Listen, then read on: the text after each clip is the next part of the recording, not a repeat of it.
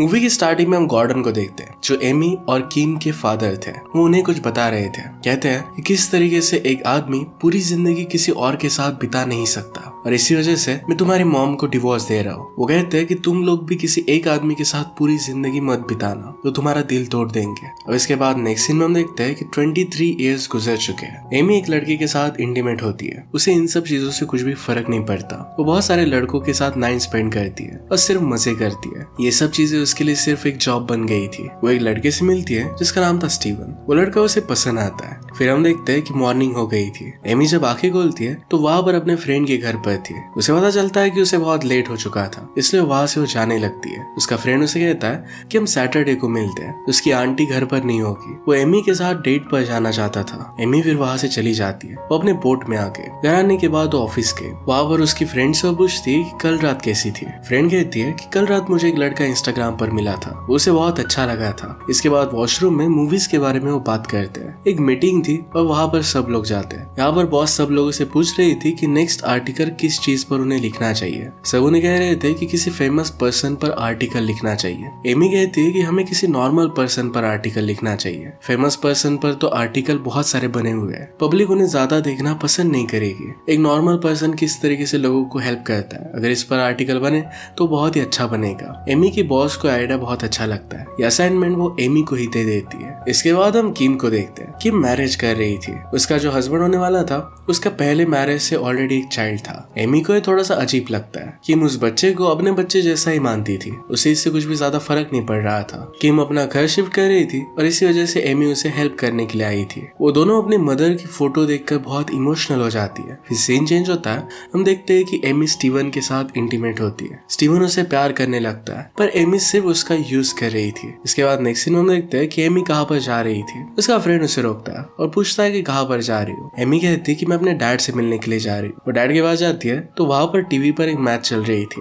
वो दोनों बात करने लग गए पर दोनों में बहस हो जाती है। उसके डैड बहुत गुस्सा हो जाते हैं। एमी पहले अपने डैड को शांत करवाती है। उसके डैड गॉर्डन की तबीयत अब काफी समय से खराब थी। डॉक्टर्स ने उन्हें बता दिया था कि अब उनके पास जीने के लिए बहुत ही कम समय बचा हुआ है। इसके बाद नेक्स्ट सीन हम देखते हैं कि अपने बॉस के कहने पर एमी एक बहुत ही अच्छे डॉक्टर जिसका नाम था एरन इनका इंटरव्यू लेने के लिए जाती है। वहाँ एरन का एक फ्रेंड आ जाता है जो एक बहुत बड़ा फुटबॉल प्लेयर था। एरन उससे कहता है कि कुछ समय बाद आना। इसके बाद एरन एमी से स्पोर्ट्स के बारे में बात करता है। एमी को स्पोर्ट्स तो उतना पसंद नहीं था पर फिर भी वो झूठ कहती है कि मुझे ब्लैक पर्सन भी बहुत अच्छे लगते हैं। एरन उससे कहता है कि तुम्हारे किसी फ्रेंड की मुझे फोटो दिखाओ जो ब्लैक है। इस पर वो कुछ भी दिखा नहीं पाती। इंटरव्यू फिर वो खत्म कर देती है। इसके बाद हम देखते हैं कि एमी स्टीफन के साथ मूवी देखने के लिए आई थी। वहां पर स्टीवन और एक आदमी के बीच में थोड़ी सी फाइट हो गई। एमी उठकर फिर पॉपकॉर्न लेने के लिए चली जाती है। एमी का फोन स्टीवन के पास ही रह गया था। जब वो वापस आती है तो स्टीवन उस पर बहुत ज्यादा गुस्सा था। एमी के फोन पर किसी और आदमी का मैसेज आया था। स्टीवन समझ चुका था कि एमी उसे धोखा दे रही है। इसके बारे में एमी से पूछता है कि लड़का है कौन। इस पर उन दोनों में फाइट हो गई। स्टीवन उससे कहता है कि वो तुमसे शादी के लिए पूछने वाला था पर तुम एक अच्छी लड़की नहीं हो। एमी को इन सब बातों से कुछ भी फर्क नहीं पड़ता। स्टीवन फिर वहां से चला जाता है। फिर हम देखते हैं कि एमी किम से मिलने के लिए आई थी। वह उसे बातों बातों में पता चलता है कि किम प्रेग्नेंट है। इस बात से एमी को बिल्कुल भी अच्छा नहीं लगता क्योंकि उसकी नजरों में फैमिली जैसी कोई भी चीज नहीं थी। एमी उससे पूछती है कि क्या तुमने इस बारे में डैड को बताया। किम कहती है कि मैं उन्हें नर्सिंग होम में जाकर बताऊंगी। वो दोनों मिलकर फिर वहां जाते हैं। किम के डैड ये बात सुनकर बहुत ही खुश थे कि वो ग्रैंडफादर बनने वाले हैं। इस पर किम उन्हें कहते हैं कि आप पहले से ही ग्रैंडफादर बन गए हो। गॉर्डन गुस्सा हो जाते हैं और कहते हैं कि वो तुम्हारा स्टेप चाइल्ड है, वो एक्चुअल में मेरा ग्रैंडसन नहीं है। इस पर किम गुस्सा हो जाती है और दोनों में बहस होने लग गई। किम गुस्सा होकर फिर वहां से चली गई। नेक्स्ट सीन में हम देखते हैं कि एमी डॉक्टर एरन की इंटरव्यू के लिए आई थी। वो पूरे दिन उनकी एक्टिविटी को नोट करती है, इसे वो एंजॉय भी करती है। वो डॉक्टर एरन के साथ ही थी। तभी उन्हें एक मैसेज आता है जो उनकी सिस्टर का था। सिस्टर कह रही थी कि वो डैड को चीपेस्ट नर्सिंग होम में शिफ्ट कर रही थी। ये देखकर एमी एकदम से बेहोश होने लगती है। एरन उसे संभालता है और पूछता है कि क्या तुम ठीक हो। एमी बताती है कि मैंने सुबह से कुछ भी खाया नहीं था और इसी वजह से मुझे चक्कर आ गई। एरन कहता है कि चलो हम कुछ खा कर आते हैं। दोनों एक रेस्टोरेंट में आए। एमी कहती है कि मुझे अपने बारे में कुछ बताओ। एरन कहता है कि आज मैं जो भी बन पाया है ये सिर्फ अपने पेरेंट्स की वजह से। वो चाहता था कि आर्टिकल में अपने पेरेंट्स के बारे में बताए। एमी कहती है कि आर्टिकल तुम्हारे बारे में, तुम्हारे पेरेंट्स के बारे में हम नहीं लिख सकते। दोनों फिर ड्रिंक करने लगते। काफी रात हो गई थी, दोनों घर आ रहे थे, तो एमी कहती है कि क्या मैं तुम्हारे घर पर रुक सकती हूँ। एरन इस बात के लिए मान जाता है। दोनों घर जाते हैं और फिर दोनों इंटीमेट हो जाते हैं। एमी के लिए ये सब नया नहीं था, बाकी लड़कों की तरह ही एरन को भी वो ट्रीट करती है। अगले दिन फिर से अपने मैगजीन पर वो काम कर रही थी। उसकी बॉस उसके पास आती है और कहती है कि कुछ समय के लिए मैं बाहर जा रही हूँ, सब चीजें तुम संभाल लेना। एमी इस बात के लिए मान जाती है। इसके बाद एमी ने अपनी फ्रेंड से कहा कि एरन के साथ उसने कल रात इसके बाद एमी अपनी फ्रेंड से कहती है कि कल रात वो एरन के साथ थी। एमी को तभी एरन का कॉल आ जाता है। एरन कहता है कि मैं तुमसे मिलना चाहता हूँ। एमी कहती है कि कल हम इंटरव्यू के वक्त मिलेंगे। एरन को इस बात से बहुत अच्छा लगता है। एरन अपने फ्रेंड लैब्रॉन को बताता है कि एमी से वो बहुत प्यार करता है। दोनों फिर कुछ समय तक बातें करते हैं। अगले दिन एमी इंटरव्यू के लिए एरन के पास आती है। वो सर्जरी देखकर कहती है कि सब बहुत डिस्गस्टिंग है। एरन एमी को समझ लेता है। इसके बाद वो एमी से कहता है कि मैं तुमसे बहुत प्यार करता हूँ। एमी कहती है कि मेरे लाइफ में कुछ गोल्स है और इन्हें मैं पहले कंप्लीट करना चाहती हूँ। एक्चुअल में ऐसा कुछ भी नहीं था। एमी को फिर तभी कॉल आ जाता है। उसे पता चलता है कि उसके डैड का एक्सीडेंट हो गया। एमी के साथ एरन भी जाता है क्योंकि वो भी एक डॉक्टर था। एमी के डैड को गहरी चोट आई थी। एरन कहता है कि आपको स्टिचेस की जरूरत पड़ेगी। वो इसके लिए मना करते हैं। एमी उन्हें समझाती है और फिर एरन उन्हें स्टिचेस लगाता है। एरन एमी के डैड का ख्याल रखता है। इससे एमी को भी एरन जरा अच्छा लगता है। एमी फिर एरन को उसकी हेल्प करने के लिए थैंक यू कहती है। दोनों एक दूसरे को किस करते हैं। अगले दिन एमी किम के साथ जा रही थी। रास्ते में एमी बताती है कि एरन को पसंद करती है। वो फिर किम को ड्रिंक करने के लिए बुलाती है। किम इसके लिए मना कर देती है। इसके बाद हम देखते हैं कि एमी एरन के साथ बास्केटबॉल का मैच देखने के लिए आई थी। ये टीम एरन की फेवरेट टीम थी। एरन ने उस टीम के एक मेंबर का इलाज भी किया था। मैच चल रही थी तभी एक लड़की एरन के पास आती है और उसे अपने साथ चलने के लिए कहती है। इसके बाद लैब्रॉन फिर एरन के प्लेस पर आकर बैठ जाता है। लैब्रॉन एमी से कहता है कि तुम्हारा इंटेंशन क्या है। एमी इस बात को कुछ समझ नहीं पाती। लैब्रॉन कहता है कि एरन को लेकर तुम्हारा फ्यूचर प्लान क्या है। एमी कहती कि फ्यूचर को लेकर मैंने अभी तक ज्यादा सोचा नहीं है। लैब्रॉन ने कहा प्लीज एरन को हर्ट मत करना। इसके बाद हम देखते हैं कि एरन और एमी एक दूसरे के साथ बहुत अच्छे से टाइम स्पेंड करने लगते हैं। एक दूसरे को अच्छी तरीके से जानने लगते हैं। एमी के डैड एरन को भी पसंद करने लग गए थे।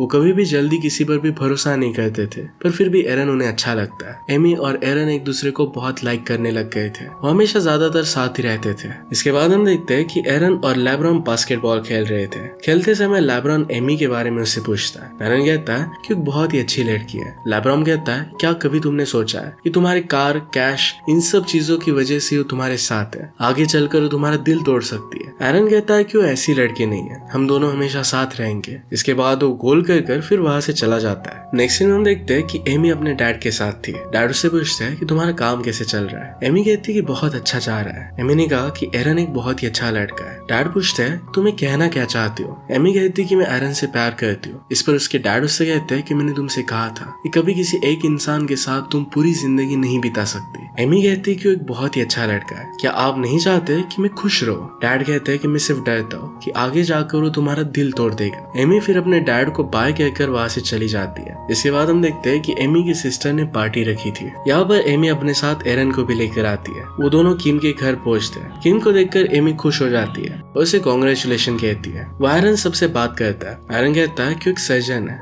और एक अच्छा एथलीट भी है। इस बात से सब लोग बहुत शौक हो जाते हैं। सब लोगों को बहुत अच्छा लगता है। एक फ्रेंड उसे पूछता है कि एमी से तुम्हारी मुलाकात कैसी हुई थी। वो कहता है कि हम दोनों वर्क के सिलसिले में मिले थे। सब कहते हैं कि तुम दोनों की जोड़ी बहुत अच्छी है। उन दोनों की जोड़ी की बात सुनकर एमी जरा कॉन्शियस हो जाती है। उसकी सिस्टर फिर उसे काम डाउन कहती है। तभी वहां पर किम का स्टेप्सन आता है। कहता है कि मुझे जल्दी बेबी से मिलना है। ये सब सुनकर एमी को बहुत अजीब लगता है। वो अभी तक एक अच्छी फैमिली क्या होती है इसके बारे में जान नहीं पाई थी। सब लोग एक जगह पर बैठे हुए थे, अपने अपने बारे में कह रहे थे। एमी की बारी आती है। एमी कहती है कि मैं एरन से बहुत प्यार करती हूँ, वो मेरे लिए बहुत ही अच्छा लड़का है। इसके बाद नेक्स्ट सीन में हम देखते हैं कि अपने ऑफिस में वो काम कर रही थी। तभी उसे किम का कॉल आता है। उसे कहती है क्या तुम अभी यहाँ पर आ सकती हो। एमी कहती है कि मैं काम कर रही हूँ। किम ने कहा कि हमारे डैड की डेथ हो गई है, जल्दी से आ जाओ। एमी ये सुनकर साइलेंट हो जाती है। इसके बाद एमी और एरन साथ में मिलकर फ्यूनरल पर आते हैं। एमी सबको फ्यूनरल पर आने के लिए थैंक यू कहती है। एमी सबको अपने डैड के बारे में बताने लग जाती है। वो कहती है कि वो अच्छे नहीं थे क्योंकि वो हमें छोड़कर चले गए। वो काफी दुखी थी और रोने लग गई। वो कहती है कि वो काफी समय से बीमार थे, पर वो मेरे लिए सबसे प्यारे थे।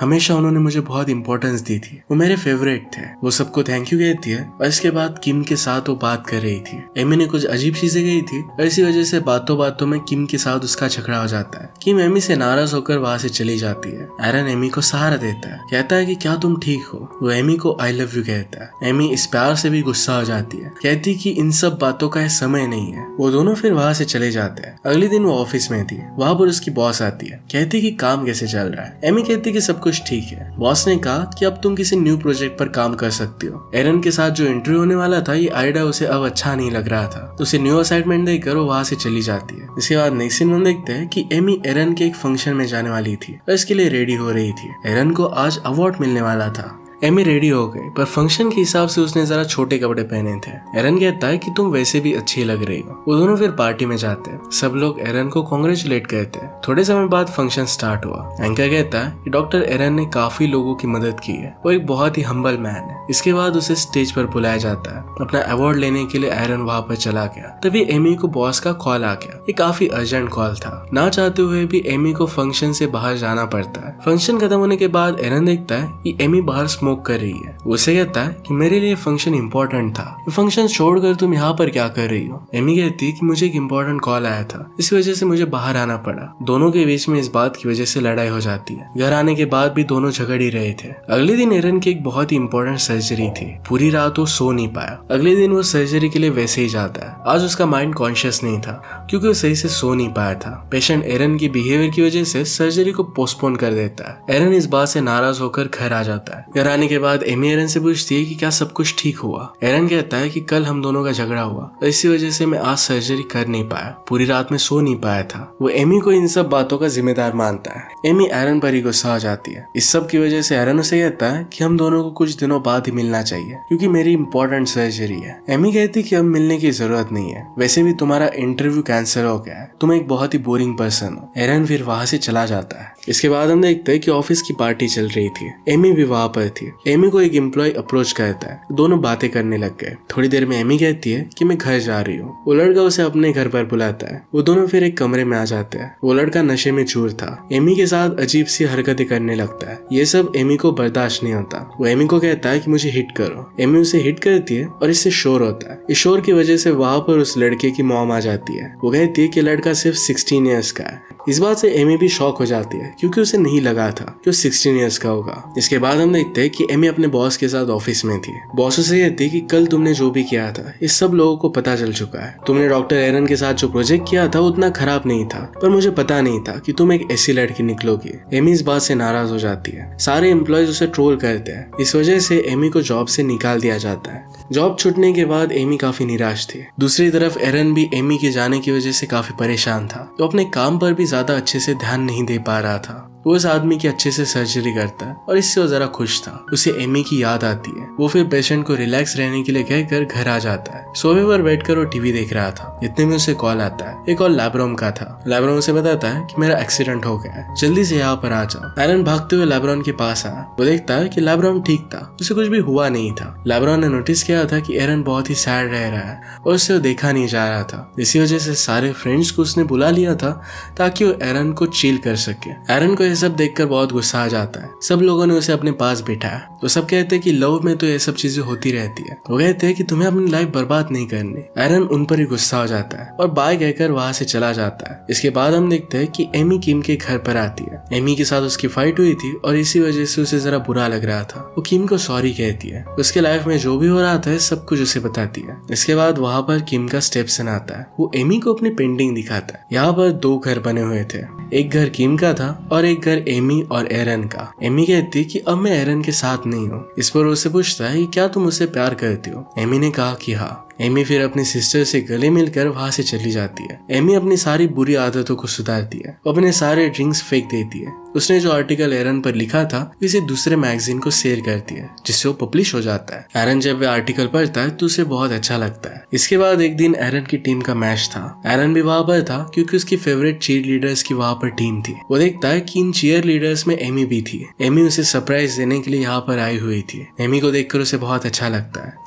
उसे कहता है कि तुम बहुत ही अच्छा डांस कर रही हो। एमी फिर उसे अपने दिल की बात सब कुछ बता देती है कि उससे ही प्यार करती है और उसके बिना नहीं रह सकती है। एरन भी कहता है कि वो भी उसे बहुत प्यार करता है। इसके बाद दोनों साथ में रहने का डिसाइड कर लेते हैं। इसी हैप्पी मोमेंट पर मूवी एंड हो जाती है। अगर आपको एक्सप्लेनेशन अच्छा लगता है तो प्लीज लाइक और कमेंट जरूर कर दीजिएगा। मैं बहुत सारी मूवीज लेकर आते रहता हूँ, तो प्लीज चैनल को सब्सक्राइब कर दीजिए और बेल नोटिफिकेशन आइकन दबाना मत भूलिएगा। हम फिर से मिलेंगे और इन के साथ, तब तक के लिए थैंक यू और आप अपने आप का ख्याल रखिए।